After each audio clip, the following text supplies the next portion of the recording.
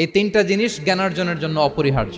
অনেক পড়াশোনা করার একটা বড় ফায়দা হচ্ছে যে এটা জানা যায় সব শেষে যে আমি কিছুই জানি না। এবং শিক্ষার্থীদের জন্য গোটা বিশ্ব খোলা, the entire world is open for you. তোমরা বিশ্ব জয় করতে পারো। তোমরা ঢাকা বিশ্ববিদ্যালয়ে যাবে, তোমরা চট্টগ্রাম বিশ্ববিদ্যালয়ে যাবে, তোমরা অক্সফোর্ডে যাবে, তোমরা এমআইটিতে যাবে, তোমরা হার্ভার্ডে যাবে। তুমি জানোই না যে আল্লাহ তাআলা তোমাকে দিয়ে কোন খেদমত নিতে পারে।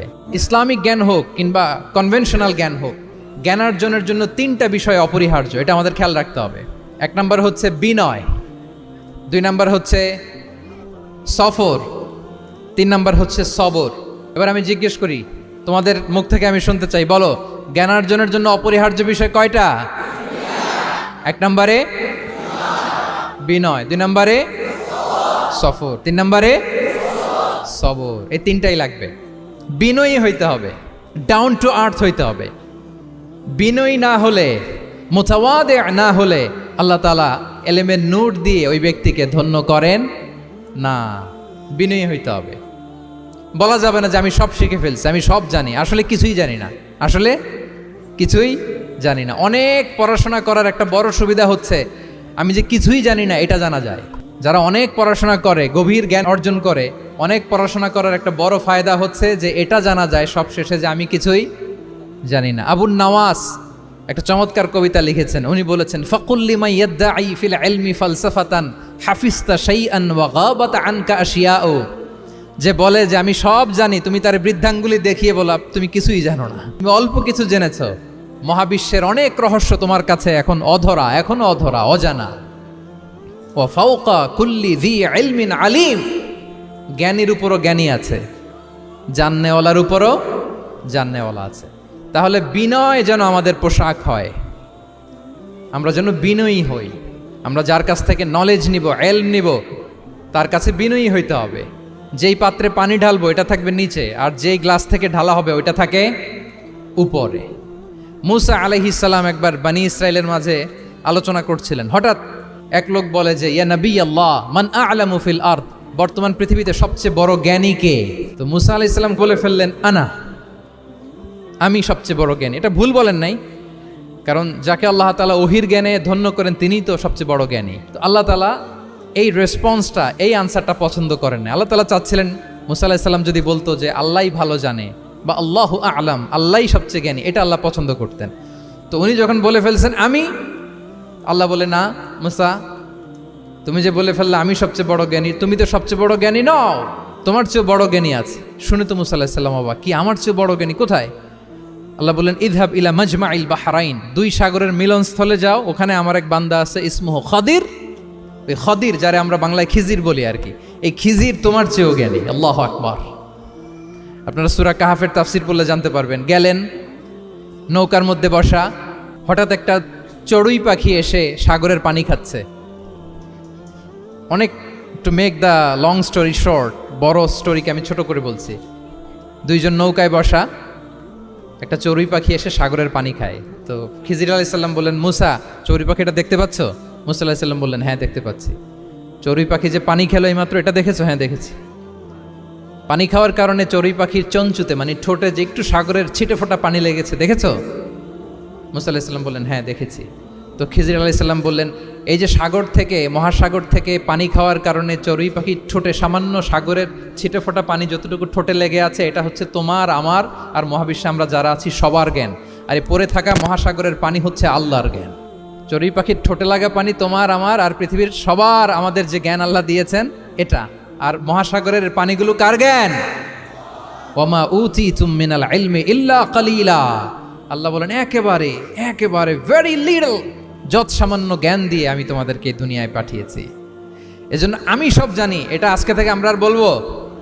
আমার শিক্ষার্থী বন্ধুরা নয়েজ করো, বলো আমরা বলবো আল্লাহু আ'লাম। আল্লাহ ভালো জানেন। সাহাবাদের এই বৈশিষ্ট্য ছিল, ওনারাও বলতেন আল্লাহু ওয়া রাসূলুহু আ'লাম, আল্লাহ এবং আল্লাহর রাসূল ভালো জানেন। এবং আমাদের ক্লাসিক স্কলারদের এই বৈশিষ্ট্যটা ছিল, অনেক প্রশ্নের উত্তর ওনারা দিতেন না। আমাদেরকে তো প্রশ্ন করলে আমরা হুটহাট উত্তর দিয়ে দিই। অন অ্যান অ্যাভারেজে 10টা প্রশ্ন করলে ইমাম মালিক এর মধ্যে অধিকাংশ প্রশ্নের উত্তরে বলতেন আনা লা আ'লাম, আমি জানি না। আমি জানি না এটা যখন আমরা বলতে শিখি, তখনই বেসিকলি আমরা নলেজেবল হয়ে উঠি, জ্ঞানী হয়ে উঠি। তাহলে জ্ঞানার্জনের জন্য অপরিহার্য কয়টা বিষয় বলেছিলাম, মনে আছে না? ঘটনা শুনতে শুনতে কয়টা মোট? 1 নম্বরে বিনয়। আমরা বিনয়ী হব। আওয়াজ করে বলি, আমরা কি হব? আমরা বিনয়ী হব। এই যে আমরা কোরআন হেফজ করলাম, এরপরে তুমি যদি বুখারী হেফজ করো, মুসলিম হেফজ করো, এটা তোমার বাহ্যিক জ্ঞান অর্জন হয়েছে। জ্ঞানের দুইটা সাইড, একটা ইন্টারনাল নলেজ আর একটা হচ্ছে এক্সটার্নাল নলেজ। বাহ্যিক জ্ঞান এটা হয়েছে, আরেকটা আছে ইন্টারনাল নলেজ, এটাকে বলে অন্তর্নিহিত জ্ঞান। ইলমে লাদুন্নি ওয়া আল্লামনাহু মিন লাদুন্না ইলমা। এইটা শুধু কোরআন হেফজ করলেই হয় না, এটা কোরআন পড়ার পরে, হাদিস পড়ার পরে, এগুলোর উপর আমল করার পরে, বছরের পর বছর সাধনা করার পরে আল্লাহ তাআলা কোনো ব্যক্তিকে ইলমের নূর দেন। এটা এত সহজ না। আমরা এক্সটার্নাল নলেজ, বাহ্যিক জ্ঞান খুব সহজেই রিসিভ করতে পারি, কিন্তু ইন্টারনাল নলেজ, যেটা অন্তর্নিহিত জ্ঞান, যেটা তোমার দূরদৃষ্টি বাড়াবে, তোমার ফেরাসাত বাড়াবে, তোমার বিচক্ষণতা বাড়াবে, তোমার ফারসাইটেডনেসকে বাড়াবে, ওই অন্তর্নিহিত জ্ঞানের জন্য বছরের পর বছর সাধনা করতে হয়। সো আমরা যেন বিনয়ী হই, এটা হচ্ছে নাম্বার 1। 2 নাম্বার কি বলেছিলাম? সফর। ফানজুরু কাইফা কানা আকিবাতুল মুকাজ্জিবিন। আল্লাহ বলে সফর করো, সিরু ফিল আরদ, ট্রাভেল করো। ট্রাভেল করলে তোমার চোখ খুলে যাবে। তুমি যদি পেট্রাতে যাও, জর্ডানের পেট্রায়, তোমার চোখ খুলে যাবে। তুমি যদি ফেরাউনের লাশ দেখে আসো, তুমি অবাক হয়ে যাবে।